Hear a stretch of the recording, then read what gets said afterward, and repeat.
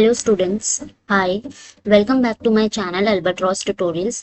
हमने FYJC की economics की सीरीज स्टार्ट की थी, जिसमें आज हम पढ़ेंगे चैप्टर नंबर 2, जिसका नाम है मनी। आई एम प्रोफेसर तहसीन शेख। हम मनी पढ़ेंगे। मनी यानी कि पैसा। पैसा होता क्या है? तो सबसे पहले हम देखेंगे कि meaning of the money. Money का मीनिंग क्या है?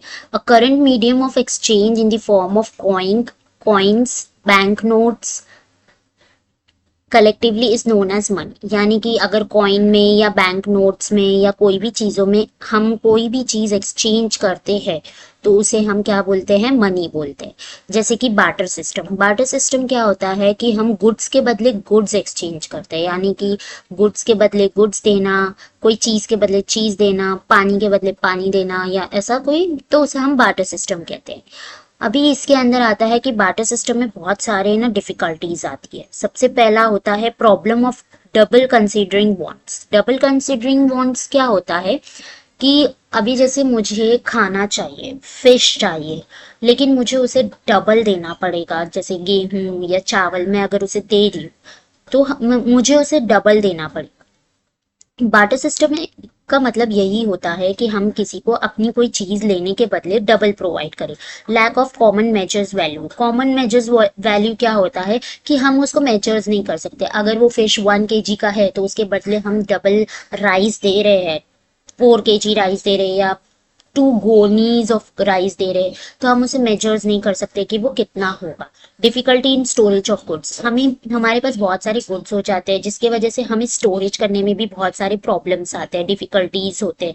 तो इसके वजह से हमें बार्टर सिस्टम में भी प्रॉब्लम्स आते हैं, इसीलिए हम ज्यादा गुड्स स्टोरेज करके नहीं रख सकते। Invisibility of certain goods. Invisibility of certain goods यानी कि कोई कोई गुड्स ऐसे होते हैं जो हमें दिखाई नहीं देते, हमें समझ नहीं आता कि इसका कितना दाम लगेगा या कितना इसका एक्सचेंज वैल्यू होगा, तो ये भी बहुत ज्यादा पॉपुलर होता है। Problems of making deferred payment. Problems of making deferred payment यानी कि अगर मैंने किसी से चप्पल लिया या स्लीपर्स लिए और उसको मैंने बदले में राइस दिए या जवार दिया, जवार पता है ना जो बना के हम खाते हैं, राइस जवार, वो दिया, तो वो हमें पेमेंट में प्रॉब्लम आता है कि इसका ये सही दाम मैं लगा रही हूँ या नहीं लगा रहा हूँ, ये जो भी है वो हम देखेंगे तो उसमें भी प्रॉब्लम्स आता है। तो problem of making differ payment यही होता है।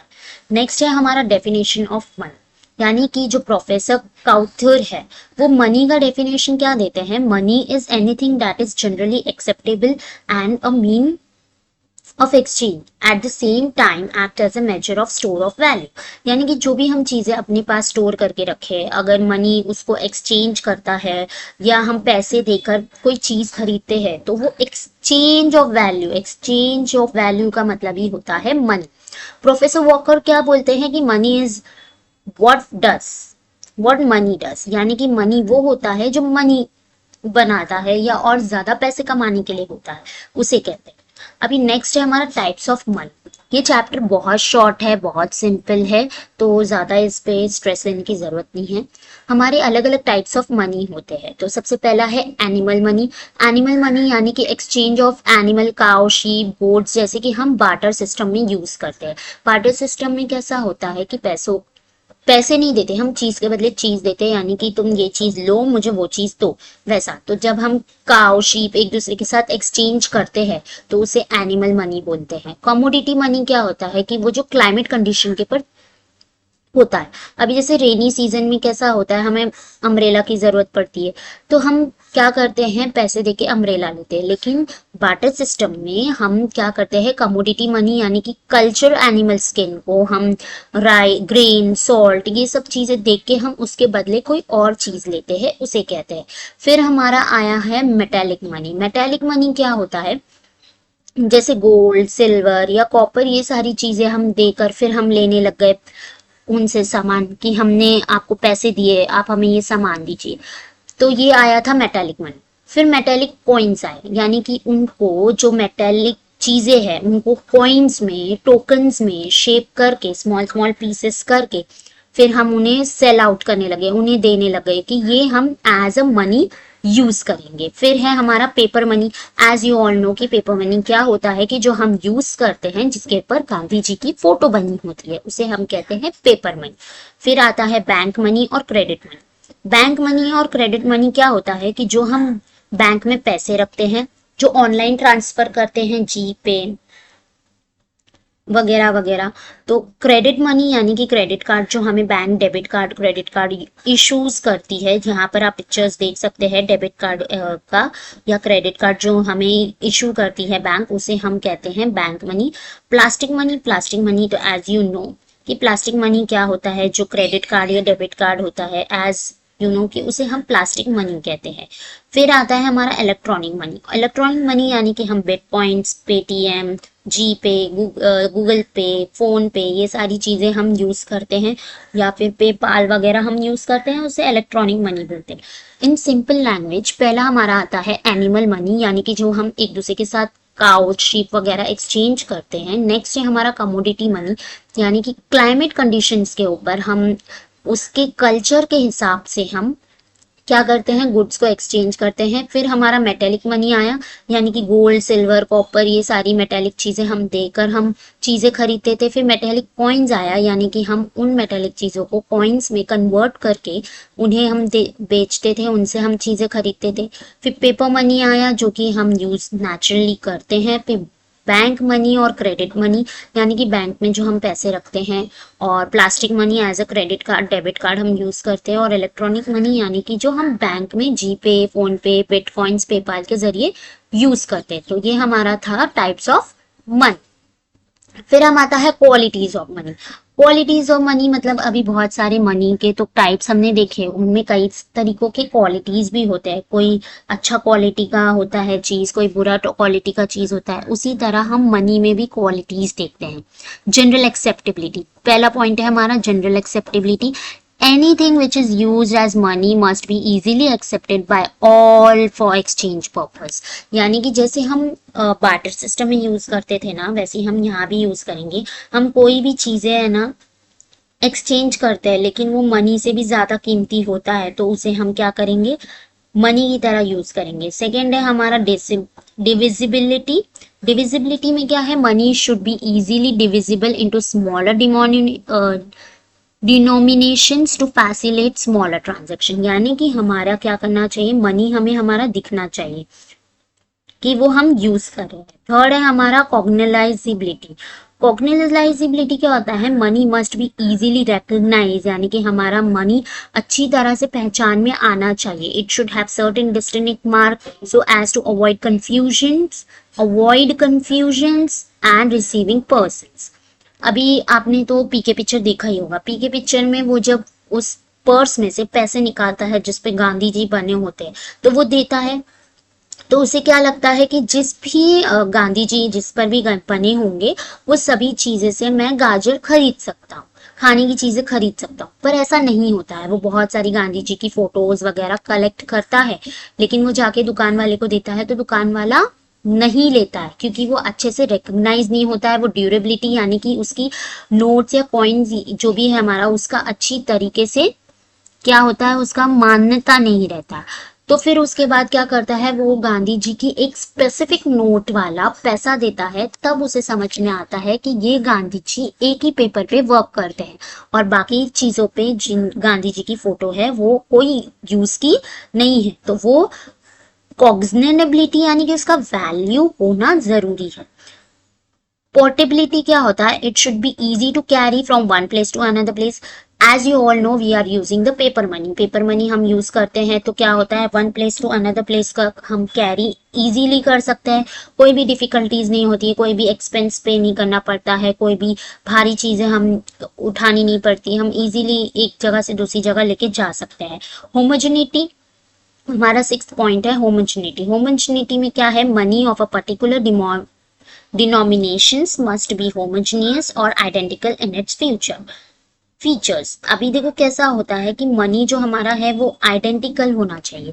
अब हमारा पेपर मनी है, पेपर मनी में क्या है, हमारे गांधी जी बने हैं, उसमें स्ट्रिप्स लगी होती है आरबीआई का, और जितने का नोट होता है, जैसे 10 रुपीज 50 रुपीज, तो वो सारा नोट्स दिया जाता है, उस पे नंबर्स भी लिखे होते हैं, तो वो अच्छी तरह से हमें होमोजेनिटी होता है और रिकॉग्नाइज भी हो जाता है। स्टेबिलिटी क्या होता है, स्टेबिलिटी में money should have a stable monetary value. It serve as a measure of value exchange goods and services. These goods can be sold and purchased in the future as per requirement. तो हमारे requirement के हिसाब से ये हम purchase कर सकते हैं, सेल आउट कर सकते हैं, जो भी।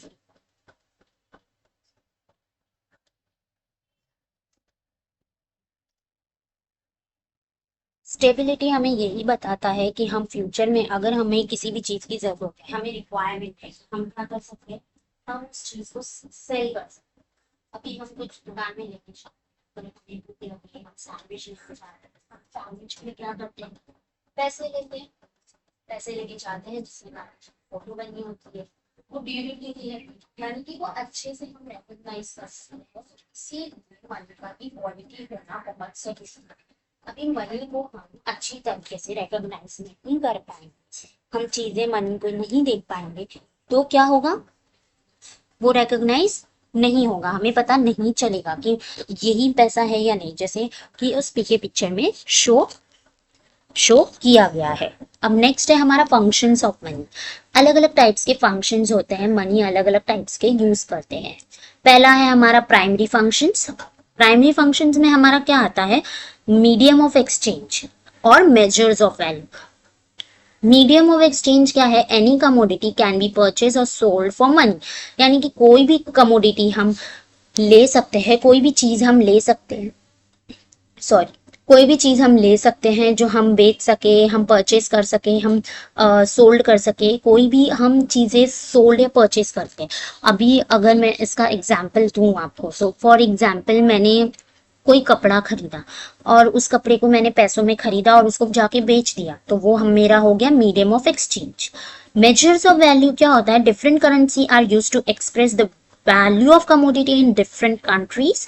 अभी डॉलर्स होते हैं, इंडियन रुपीज होते हैं, अरेबियन पैसे होते हैं, अलग अलग चीजें होती है, तो वो क्या है, हमारा एक्सप्रेस करता है कि ये कमोडिटी हमारे कंट्री की है और हमारे लिए ये वैल्यू लाती है, इससे पता चलती है। नेक्स्ट है हमारा सेकेंडरी फंक्शन। सेकेंडरी फंक्शन में हमारा क्या है, standard of deferred payment. Deferred payment क्या होता है कि अलग अलग टाइप्स के हम पेमेंट यूज करते हैं, जैसे जी पे, फोन पे, अलग अलग पेपाल्स हो गया, और भी बहुत सारे अलग अलग पेमेंट होते हैं जो हम यूज करते हैं, तो उसके लिए भी हम क्या करते हैं, ये हमारा सेकेंडरी फंक्शन में आता है। थर्ड है हमारा store of value. Store of value में क्या आता है कि हम पैसों को कभी भी है ना स्टोर करके रखते हैं, in the form of gold और in the form of property, और कई चीजों में हम क्या करते हैं, अपने पैसों को स्टोर करके रखते हैं। Transfer of value, transfer of value भी एक टाइप का पैसा ही होता है। एज यू ऑल नो कि हम अगर शेयर मार्केट में से शेयर्स खरीदते हैं, तो वो शेयर्स हमें पैसे देते हैं, जितने ज्यादा शेयर्स हमारे पास रहेंगे उतने ज्यादा पैसे होंगे, यानी कि वो एक टाइप का हमारा क्या कर रहा है, मनी की तरह एक्ट कर रहा है। थर्ड फंक्शन है हमारा कॉन्टीजेंट फंक्शन। कॉन्टीजेंट फंक्शन, ये फर्स्ट पॉइंट है measures of national income. Measurement of national income क्या है कि हम नेशनल लेवल पे हमारा कैसा ट्रांसफर करना है, किस तरीके से हमारी मनी को यूज करना है, कौन सी जगह से पैसे लेना है, क्या करना है, वो सब चीजें देखते हैं। जैसे कि पेपाल, वो इंडिया में पूरे कंट्री के साथ पूरे वर्ल्ड में वो ट्रांसफर हम कर सकते हैं, पैसे ले सकते हैं पेपाल के जरिए, उसमें कोई भी ट्रांजेक्शन का अमाउंट फीस नहीं लगता है, जो स्पेसिफिक है वो ही लगता है। सेकेंड पॉइंट है हमारा basis of credit. Basis of credit यानी कि जैसे हम किसी चीज के लिए उधार लेते हैं। अभी as you all know, India is a developing country, या कोई भी स्टेट है, उस स्टेट में अगर कोई ब्रिज बन रहा है या किसी का घर बन रहा है या वॉट एवर, कुछ भी चीज बन रहा है, उसने क्रेडिट लिया है कोई चीज रख के, तो in the basis of credit he got the money, he has put in something to the bank and then he got the money, so that is called as an basis of credit. Next point है हमारा impart liquidity of wealth. Impart liquidity of wealth यानी कि अब हम कोई चीज गिरवी करके हमारे लिए वो वेल्थ को अच्छा बनाए। If I want a big house, so what should I do, I invest in something or I should take a loan from the bank. So something I have to keep in the bank ना, कुछ तो मुझे bank में रखना पड़ेगा, जिसके वजह से क्या होगा, वो बैंक मुझे पैसे देगी। तो वेल्थ के लिए भी अच्छा होता है। फिर लास्ट पॉइंट है हमारा estimations of macro economic variables. Macro economic variables क्या होता है? मैक्रो इकोनॉमिक्स हमने लास्ट चैप्टर में भी पढ़ा था, जो ज्यादा यानी कि लार्ज अमाउंट ऑफ चीजों को पढ़ता है, तो लार्ज अमाउंट ऑफ चीजों के लिए मनी के लिए यूज करने के लिए होता है, जैसे कंट्री टू कंट्री वर्ल्ड में होता है। तो ये हमारे तीन फंक्शंस थे, primary function, secondary function and contingent functions. Next है हमारा black money. Black money as you all know कि ब्लैक मनी क्या होता है। ब्लैक मनी मतलब काला पैसा नहीं, काला धन। ब्लैक मनी मतलब जो वो पैसा जो वैलिड नहीं है, जिसे हम कैश में ट्रांजैक्शन तो करते हैं मगर हम टैक्स नहीं पे करते। एज यू ऑल नो कि अगर हम बिजनेस करते हैं या हमारी इतनी ज्यादा सैलरी है कि हम पर टैक्स पे करना गवर्नमेंट को फर्ज है, यानी कि टैक्स भरना जरूरी है। और अगर हमने वो पैसों का या वो ट्रांजैक्शन का, पैसे तो हमने रिसीव किए, हमने वो ट्रांजैक्शन तो किया लेकिन हमने टैक्स नहीं दिया, तो वो क्या होगा? ब्लैक मनी में काउंट होगा। तो ये था हमारा सेकेंड चैप्टर मनी, जिसमें आज हमने मीनिंग पढ़ा, डिफिकल्टीज पढ़ा, बार्टर सिस्टम पढ़ा, डेफिनेशन, टाइप्स ऑफ मनी पढ़े, जिसमें animal money, commodity money, metallic coins and moneys, paper money, bank money और credit money, plastic money, electronic money था।